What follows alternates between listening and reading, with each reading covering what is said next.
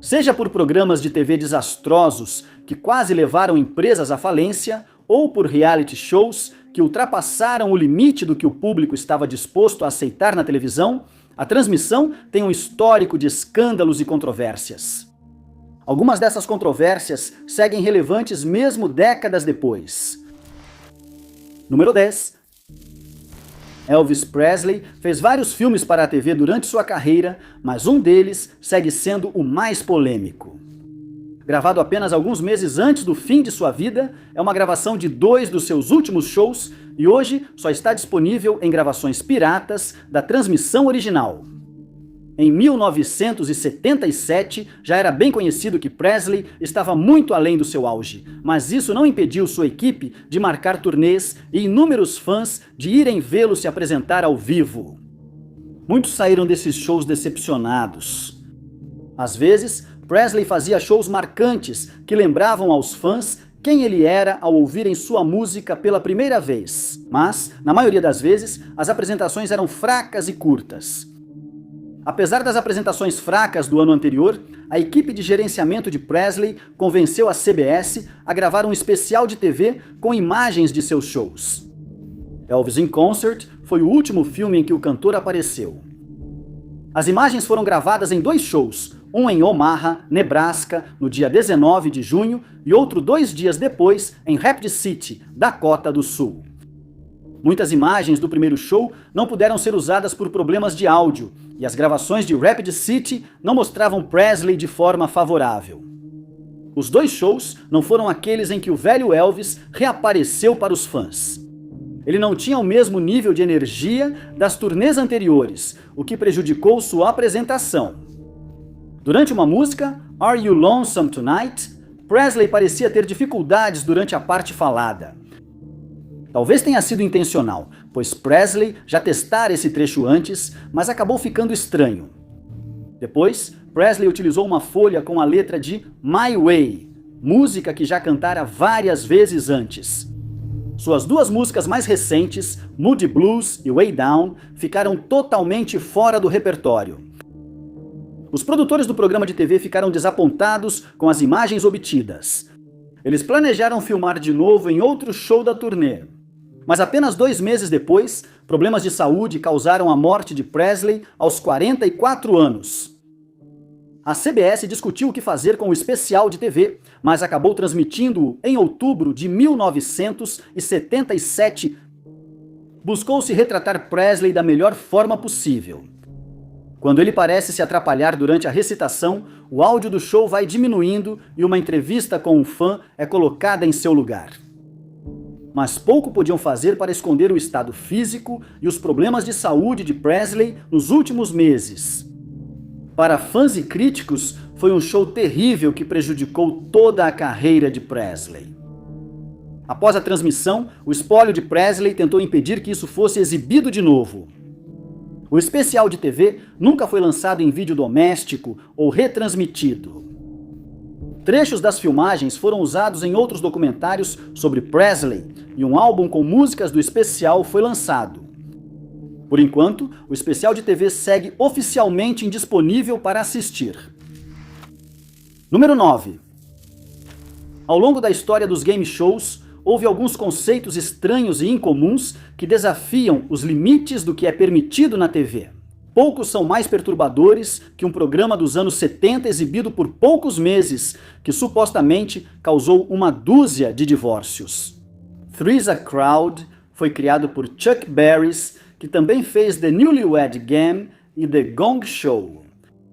A nova série lembrava The Newlywed Game, mas, como o nome indicava, incluía mais uma pessoa. Na introdução do programa, dizia ser sobre descobrir quem conhecia melhor um homem, sua esposa ou sua secretária. Não era sobre quem sabia mais das preferências do marido. O programa não tratava de hobbies, trabalho ou família dele. Todas as perguntas eram sobre seu relacionamento com a esposa, a secretária e possíveis infidelidades. O programa de TV iniciava apresentando os 3 participantes do show. Depois, perguntaram quantas vezes foram à casa das secretárias e quais partes do corpo delas gostariam que suas esposas tivessem. Na maior parte do tempo, nem os homens nem a plateia pareciam chocados com a possibilidade de traição com colegas de trabalho. Às vezes, os homens negavam traição, mas frequentemente admitiam ao menos sentir atração. Após as respostas dos homens, as secretárias iam ao palco sentar com eles. Elas então eram questionadas com as mesmas perguntas. Se as respostas fossem iguais, as secretárias ganhavam 1 ponto. Geralmente, quando os homens tentavam negar qualquer relacionamento, era aí que a verdade aparecia. No final do programa, as esposas iam ao palco e sentavam do outro lado de seus maridos. Como as secretárias, elas respondiam as mesmas perguntas dos homens e ganhavam ponto se suas respostas coincidissem com as dos maridos. Ela então ficava sabendo a resposta que a secretária havia dado. Quem tivesse mais pontos, a secretária ou as esposas, dividia um prêmio em dinheiro de $1.000. Alguns chamaram o programa de precursor do The Jerry Springer Show. Em um episódio, houve uma briga entre uma esposa e uma secretária, e participantes do programa relataram que algumas mulheres terminavam o casamento até no intervalo comercial. O apresentador não falava com os participantes fora das gravações e ficava no camarim nos intervalos. Logo após começar a ser exibido, Three's a Crowd foi odiado pelo público. Organizações feministas e grupos conservadores pediram o cancelamento do programa. Esse programa foi um fracasso e a audiência dos outros de Chuck Berry também despencou. Em poucos meses o programa foi cancelado. O escândalo causou um grande impacto na carreira de Barris. Até então, ele só vinha crescendo cada vez mais. Embora alguns de seus programas perdessem audiência, o Gong Show continuava popular. Após o fracasso desse último programa de TV, ele deixou a indústria televisiva e se exilou voluntariamente na França. Barris mais tarde voltaria para a TV, mas nunca criou outro game show original. Número 8.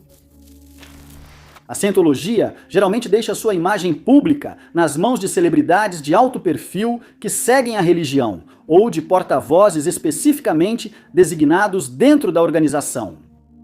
Ela geralmente mantém segredo sobre os altos escalões da organização, criando uma barreira entre não-membros e esses oficiais. A maioria só viu o líder da Scientologia, David Miscavige, em vídeos de discursos para membros da seita. Ele não aparece em entrevistas para a mídia e seu nome não está ligado a declarações feitas à imprensa.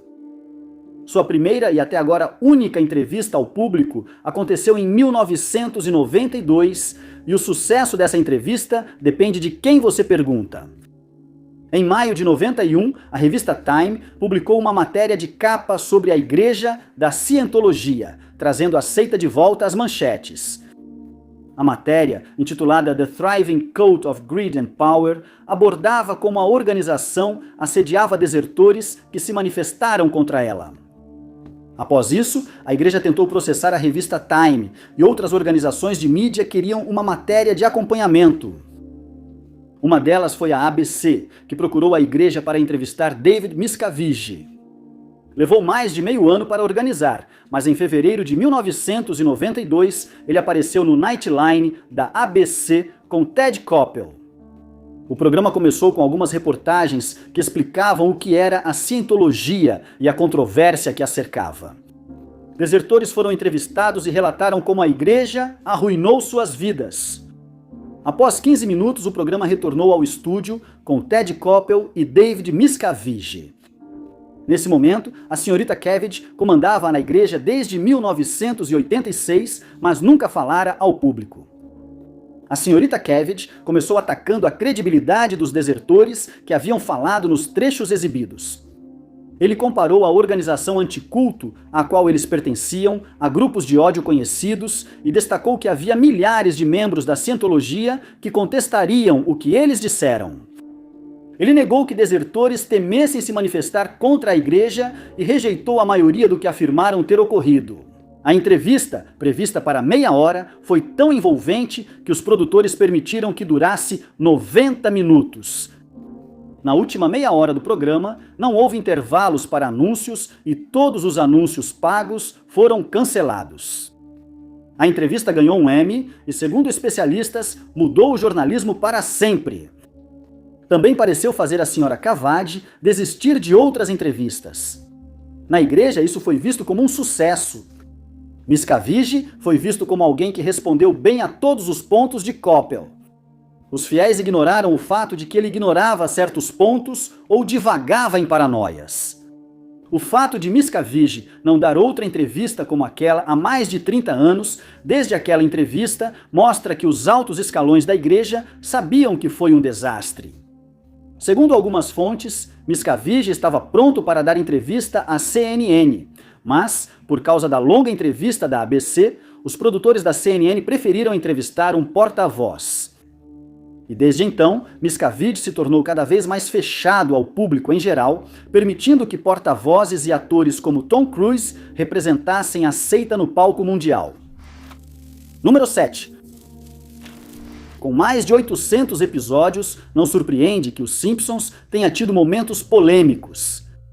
Alguns desses episódios só ficaram mais escandalosos depois, conforme o humor e as normas sociais mudaram, ou eventos recentes tornaram as piadas mais pesadas em retrospecto. Alguns episódios foram polêmicos quando exibidos. Um episódio da 13ª temporada sobre o Brasil causou problemas internacionais para a Fox. Culpe a Lisa não foi a primeira vez que o programa de TV americano fez episódios no exterior. Episódios que focam na família principal, interagindo com outras culturas, sempre têm espaço para controvérsias. O humor frequentemente usa estereótipos que nem sempre refletem a realidade. Em certos casos, como no episódio de uma das primeiras temporadas, Bart contra a Austrália, espectadores locais acharam que os roteiristas não pesquisaram o bastante para criar uma paródia relevante sobre o país. Em Bart contra a Austrália, isso irritou muitos espectadores. A polêmica foi pequena comparada ao do episódio no Brasil. Em Culpem a Lisa, a família vai ao Rio de Janeiro procurar um órfão desaparecido que Lisa apadrinhava. Imediatamente, a cidade brasileira é retratada negativamente. Está infestada de ratos, macacos e dominada pelo crime. No início do episódio, Lisa alerta a família para evitar táxis não licenciados, pois são usados em sequestros. Poucas cenas depois, o pai dela faz exatamente isso e acaba sendo sequestrado. O restante do episódio mostra a tentativa de resgatar Homer com a ajuda do órfão que eles procuravam. Os Simpsons deixam o Rio com uma visão negativa da cidade e do país como um todo. Nos Estados Unidos, o episódio teve críticas mistas, assim como outros do meio da temporada. No Brasil, havia alguns pontos positivos. A Rio Tour, Secretaria de Turismo do Rio, ficou especialmente chateada com o episódio. Ela não gostou de ver o Rio retratado como uma cidade cheia de pragas e crimes, com furtos e sequestros frequentes. A Secretaria de Turismo gastou milhões em campanhas para melhorar a imagem da cidade, mas tudo pareceu desfeito após um episódio de 30 minutos de um desenho animado. Uma piada sobre o governo pintar os ratos da cidade de várias cores para não ofender turistas pode soar como zombaria desses esforços. A Rio Tour disse que o programa de TV apresentou ao mundo uma visão distorcida do Brasil. Os telespectadores brasileiros reclamaram não só da imagem negativa do Rio. Os roteiristas de Os Simpsons pareciam ter pesquisado pouco sobre a cultura brasileira. No começo do episódio, os personagens citam que o Brasil é um dos poucos países da América do Sul em que não se fala espanhol. O restante do episódio confunde o Brasil com outros países da América Latina. Pessoas aparecem dançando conga e macarena, embora nenhuma dessas danças tenha forte presença no Brasil. Os sotaques brasileiros no episódio também estavam errados. Na semana seguinte ao episódio, a Rio Tour anunciou um processo contra a Fox pelo impacto negativo causado. O governo brasileiro apoiou publicamente o processo. Antes de seguir adiante, o Rio percebeu que as proteções da primeira emenda dos Estados Unidos para paródias tornavam improvável o sucesso do processo. Mas os produtores de Os Simpsons tentaram se redimir. Os showrunners pediram desculpas publicamente e se reconciliaram com o país no ano seguinte. Depois, os Simpsons retornaram ao Brasil em um episódio muito mais favorável ao Brasil várias temporadas depois. O episódio anterior, ainda mais infame, segue como um dos mais controversos da história da série. Número 6. Fornecer cobertura jornalística na TV de eventos complexos não é uma tarefa fácil. Jornalistas devem equilibrar atualizações recentes com o contexto essencial para entendê-las, geralmente em poucos minutos. Um quadro em um telejornal pode influenciar a opinião pública sobre um evento e informar a população. Se o segmento for feito de forma errada, a visão será baseada em fundamentos inadequados. Em alguns casos, esse erro tem um impacto que dura anos, ou até décadas. A cobertura da chamada Batalha de Orgreave foi um desses casos. Em 1984, mineiros de todo o Reino Unido entraram em greve, que foi a maior do país desde a greve geral de 1926. A greve começou devido a planos de fechar minas de carvão nacionalizadas no país. Oficialmente, ela durou mais de 11 meses, mas alguns mineiros voltaram ao trabalho antes. Ela terminou com vitória para o governo conservador. Os eventos em Orgreave foram um dos primeiros passos para essa vitória. O complexo carbonífero de Orgreave ficava em South Yorkshire. Lá havia não apenas uma mina, mas também uma coqueria, onde o carvão era processado antes de ser levado para as siderúrgicas. Em 18 de junho, cerca de 5.000 grevistas foram à instalação de coque tentar impedir caminhões de transportar carvão. Eles foram levados a um campo perto da usina, onde encontraram cerca de 6.000 policiais com equipamentos anti-motim.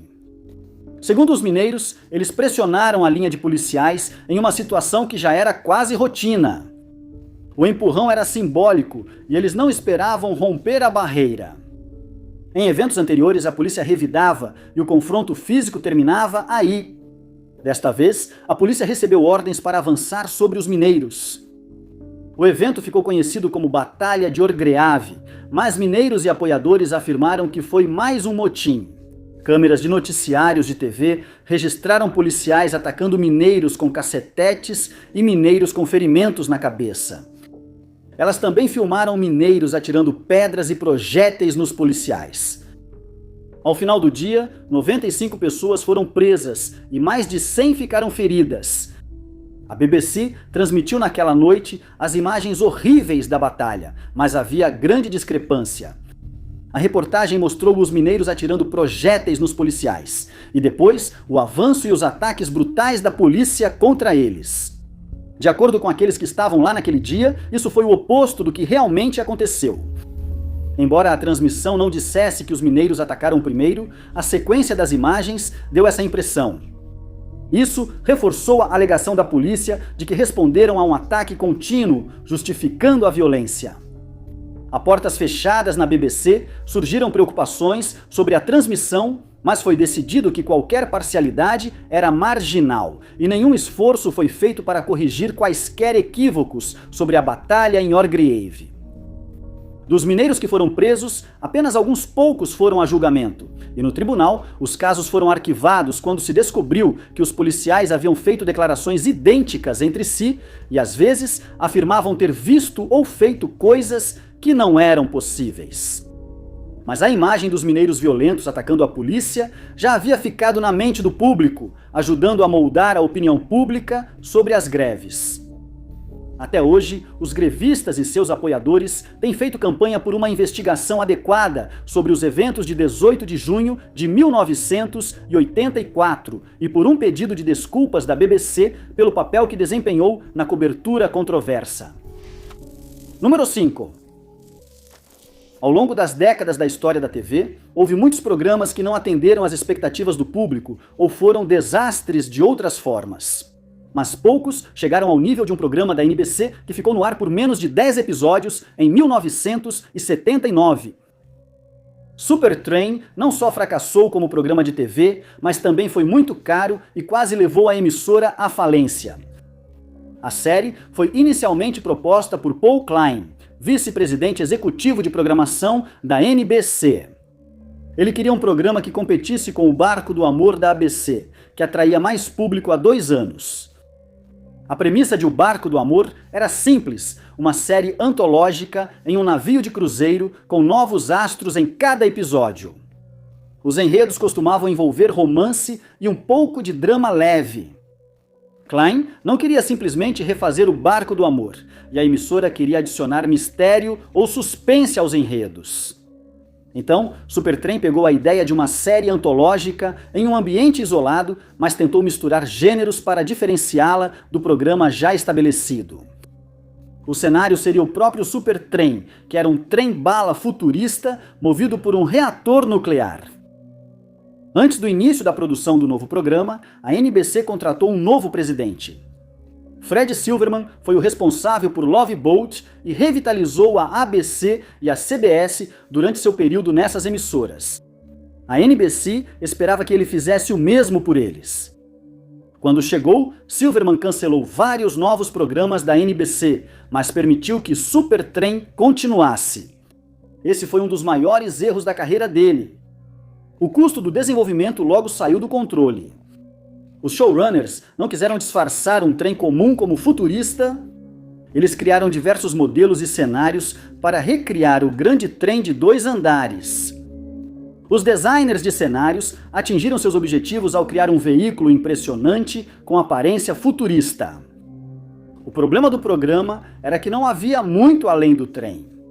A produção foi apressada e não houve tempo para atrair nomes de destaque nem na equipe principal, nem no elenco rotativo de passageiros. O roteiro também era fraco e os showrunners reclamavam das observações da emissora que dificultavam entender o que Supertrem realmente era. No fim, o programa oferecia pouco ao público, além de um cenário bem feito. A estreia de Supertrem teve boa audiência, mas depois os índices caíram. Ao tentar revitalizar o programa e mudar o gênero após alguns episódios, a emissora só deixou tudo mais confuso. Supertrem foi cancelado após apenas 9 episódios. Nesse período, a NBC gastou cerca de 12 milhões de dólares no programa, incluindo 10 milhões nos cenários e maquetes do trem. O fato de um dos modelos ter colidido durante as filmagens só aumentou os custos. Foi um duro golpe para a NBC, agravado pelo boicote dos Estados Unidos aos Jogos Olímpicos de 1980. A NBC obteve os direitos de transmissão dos jogos, mas sem atletas nacionais para apoiar, o público mostrou pouco interesse. O canal perdeu uma receita valiosa de publicidade. As 2 catástrofes em 2 anos quase levaram a NBC à falência. A emissora se recuperou, mas Supertrem ficou marcado como exemplo de quão ruim um programa de TV pode ser. Número 4. Em 1983, um dos maiores escândalos da TV envolveu um jardim vandalizado no oeste de Londres. Mais de 40 anos depois, o incidente ainda é lembrado por quem era criança na época e às vezes volta às notícias. O Jardim do Blue Peter foi chamado de o jardim mais famoso da Grã-Bretanha. Localizado ao lado do centro de TV da BBC, era um espaço pequeno e tranquilo, cercado por um muro alto. O jardim não existe mais, pois foi transferido para Salford quando a BBC mudou a produção. Mas o mistério do seu vandalismo permanece. Blue Peter é um programa de TV que começou a ser exibido na década de 1950. O programa teve seu auge nos anos 1980, quando milhões de crianças assistiam semanalmente aos apresentadores mostrando artesanato, recebendo animais e exibindo matérias gravadas para o público infantil. Desde o início, os produtores do programa queriam mostrar às crianças coisas que talvez não vissem no dia a dia.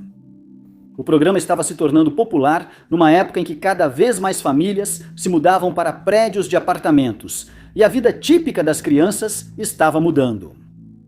Ao perceberem que muitos jovens fãs não teriam animais de estimação, os produtores criaram um animal de estimação do Blue Peter. Assim, as crianças teriam animais fixos para ver crescer, acompanhar os cuidados e aprender sobre eles de outras formas. O Jardim do Blue Peter foi apresentado pela primeira vez por motivos semelhantes. Cada vez mais crianças não teriam um jardim próprio. Então, em 1974, o Blue Peter criou um para elas. Projetado pelo famoso Percy Trower, era usado para quadros ao ar livre e para transições entre partes do programa.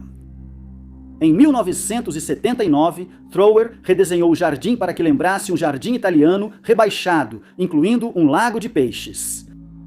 Para as crianças de toda a Grã-Bretanha, esse era um lugar familiar, mesmo que nunca fossem visitá-lo pessoalmente.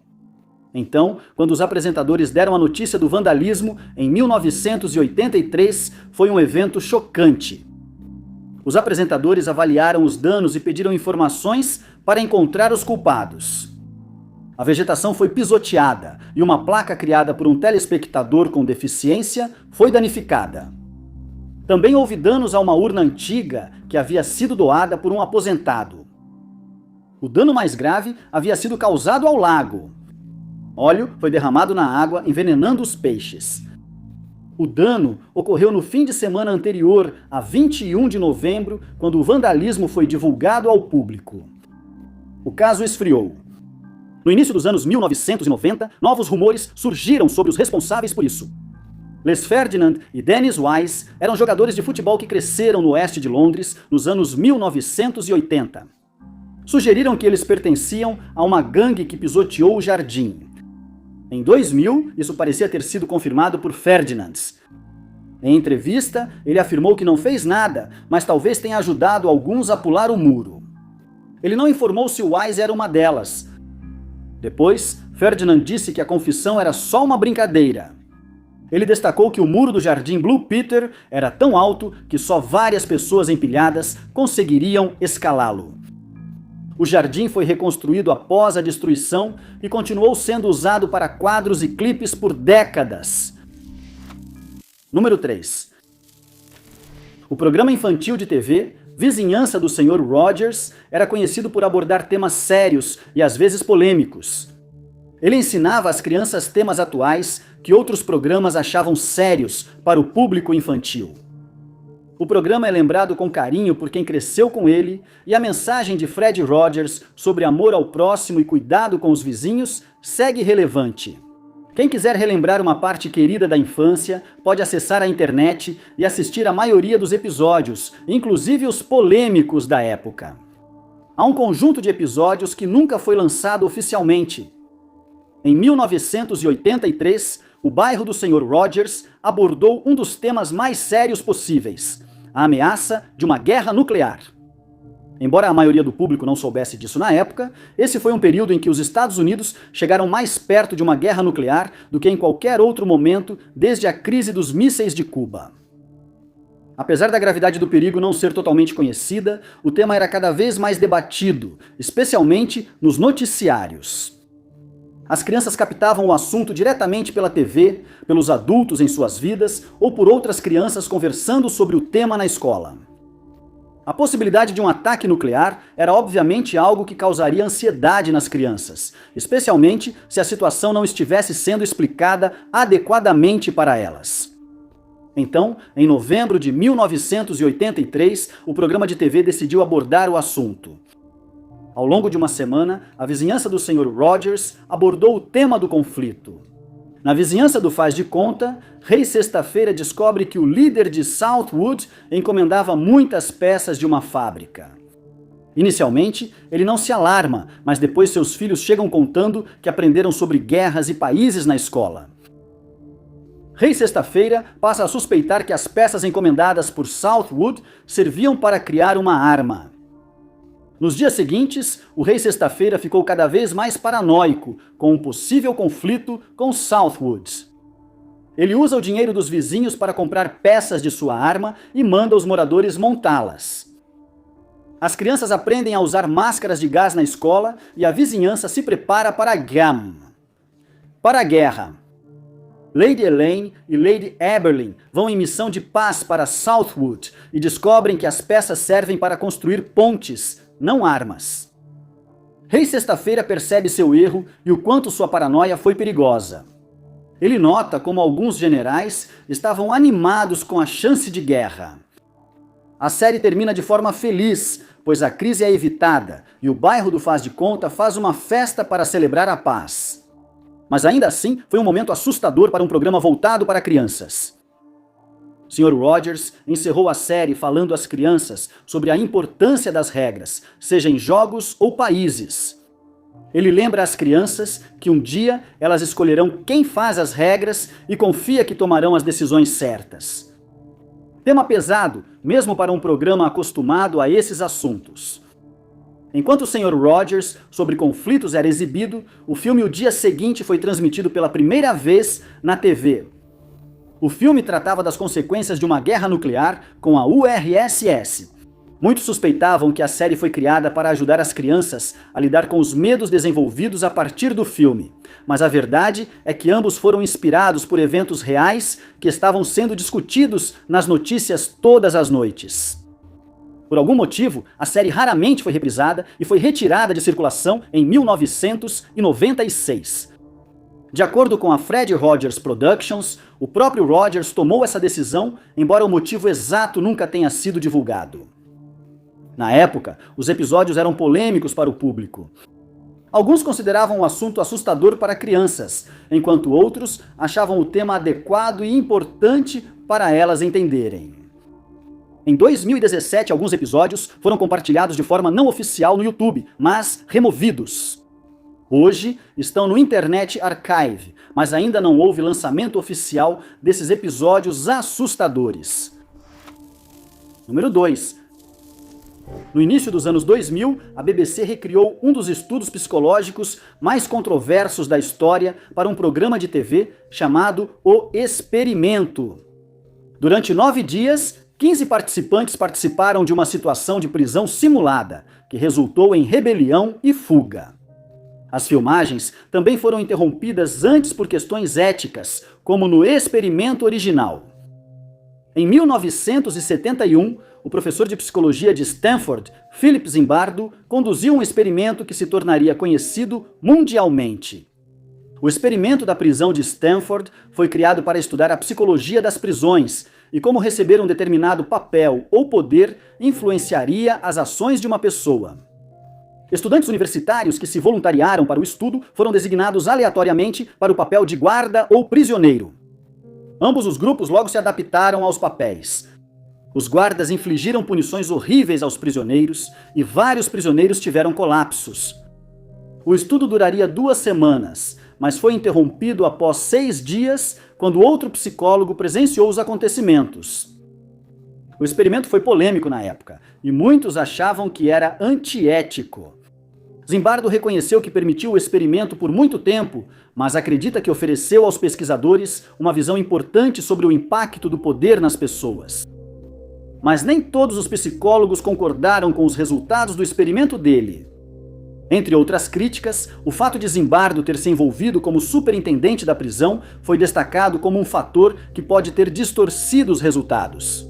Em 2001, a BBC trabalhou com acadêmicos da Universidade de St. Andrews e da Universidade de Exeter para conduzir um experimento semelhante e testar os resultados de Zimbardo.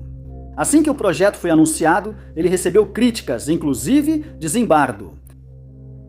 Zimbardo não via motivo para repetir seu experimento. Ele não via benefício científico e achava que seria apenas para criar drama na TV. O experimento foi apelidado de A Poor Man's Big Brother, em alusão ao famoso programa de TV. Mas os produtores não estavam preparados para preocupações éticas. Foi criado um conselho de ética totalmente independente, com membros de várias áreas da pesquisa psicológica. O programa atuou com o Comitê de Ética da Universidade de Exeter, e o experimento foi refinado antes da aprovação. Todos os participantes passaram antes por rigorosas avaliações psicológicas, e o Conselho de Ética Independente fazia visitas regulares sem aviso prévio ao set. Os resultados do experimento diferiram do estudo de Zimbardo. Os guardas se sentiram desconfortáveis com seus papéis, enquanto os prisioneiros formaram um grupo rapidamente. Mesmo quando tiveram a chance de se tornarem guardas, a maioria dos prisioneiros continuou trabalhando em conjunto. Eles fugiram e só então o Comitê de Ética interveio para encerrar o experimento. Os prisioneiros queriam formar uma comuna, mas encontraram dificuldades sem estrutura ou autoridade. Prisioneiros planejaram instaurar um regime autoritário e então as coisas saíram do controle. O experimento terminou um dia antes do previsto, com cerca de 2.000 horas de filmagens coletadas. O material foi editado em 4 episódios de 1 hora, exibidos em maio de 2002. Apesar das críticas e controvérsias, o experimento forneceu alguns insights psicológicos valiosos. Segundo os pesquisadores, havia material suficiente para toda a carreira deles. Um aspecto interessante do experimento foi o impacto das equipes de filmagem presentes. Os experimentadores notaram que os guardas conversavam baixo, mas paravam ao lembrar dos microfones. Esse foi tema de um dos muitos artigos produzidos desde a exibição do programa. Apesar do sucesso, nunca houve uma repetição desse programa de TV escandaloso, mas revelador. Número 1. The Swan, programa de TV polêmico, teve só 2 temporadas no início dos anos 2000. Naquela época, muitos programas de TV buscavam transformar a aparência das pessoas para se adequar aos padrões de beleza convencionais. Mas nenhum chegou aos extremos deste programa da Fox Network. O nome The Swan foi inspirado na história do patinho feio. A história mostra um filhote de cisne que pensa ser pato. Ele não se encaixa e é rotulado como patinho feio, mas cresce, vira um belo cisne e encontra confiança ao descobrir sua identidade. O espetáculo aborda a transformação em uma versão mais bela de si mesmo. Em vez de permitir que os chamados patinhos feios ganhassem confiança em sua aparência natural, a transformação ocorria por cirurgias plásticas intensas. Mulheres eram recrutadas de todos os Estados Unidos. Os anúncios prometiam um programa de transformação de vida, mas só depois de serem aprovadas no processo de audição, as mulheres descobriram que o foco era cirurgia plástica. Na verdade, recrutavam mulheres com baixa autoconfiança. Durante o programa, as mulheres eram acompanhadas por personal trainer, cirurgiões plásticos, dentistas e terapeutas. Muitas mulheres já estavam insatisfeitas com partes do corpo, mas a equipe de transformação apontava outras áreas para melhorar. Em nenhum momento, nenhuma das mulheres foi forçada a passar por qualquer procedimento, mas, de acordo com algumas ex-participantes, elas se sentiram pressionadas a fazê-lo. Uma das mulheres recusou a cirurgia no nariz e sentiu-se punida por isso ao não avançar para a próxima fase do programa. Ao final de cada episódio, 2 mulheres se enfrentavam após 3 meses de transformações. A vencedora seguia para o desfile final, a outra voltava para casa. Nesses 3 meses, as mulheres não podiam ver seu reflexo. Todos os espelhos eram retirados e até superfícies como televisores e torneiras recebiam spray para não refletirem o bastante para servir de espelho. Uma mulher foi mandada para casa após ser flagrada com um espelho de mão. Mesmo em uma era da TV em que transformações físicas eram comuns em reality shows, The Swan foi imediatamente controverso. Foi criticado por valorizar a aparência feminina e incentivar problemas de autoestima relacionados ao corpo. Um terapeuta integrava a equipe de transformação, mas isso pouco se destacava no programa. Apesar da polêmica, teve 2ª temporada antes do cancelamento. Após o programa, a polêmica continuou. Muitas mulheres sentiram falta de apoio após o programa e tiveram problemas de saúde mental. O fato de que muitas das mulheres passaram por procedimentos que normalmente levariam 1 ano de cirurgias em apenas algumas semanas aumentou o risco de problemas, e algumas participantes relataram problemas de saúde a longo prazo. Além disso, anos depois, uma das dentistas que trabalhou no programa perdeu sua licença após denúncias de má prática profissional. A notícia trouxe o Black Swan de volta às manchetes, mesmo sem provas de que a dentista fez procedimentos errados no programa. A Fox tentou reviver o conceito nos anos 2010 com um especial de celebridades, mas o plano nunca foi adiante e The Swan continua sendo uma relíquia do início dos anos 2000. Muito obrigado por assistirem. Se você gostou deste vídeo, não se esqueça de clicar no botão de curtir. Além disso, não deixe de se inscrever e ativar o sininho para ficar por dentro de todos os nossos próximos vídeos. Meu nome é Top 5 Unknowns e vejo vocês no próximo vídeo.